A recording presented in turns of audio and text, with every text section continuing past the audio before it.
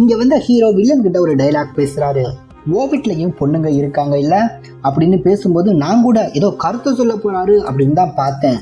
ஆனா அவர் கருத்தை சொல்லுவாரு அப்படின்னு பார்த்த எனக்கு ஆனா இந்த அளவுக்கு காஜிய கரைச்சு விடுவாரு அப்படின்னு தெரியல.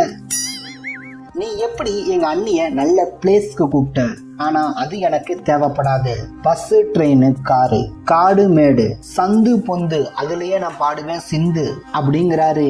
எதுவானாலும் ஓகே அப்படிங்கிறாரு. நம்ம ஹீரோ இந்த அளவுக்கு காஞ்சு போய் வறட்சியில இருப்பாரு அப்படின்னு நான் எதிர்பார்க்கல.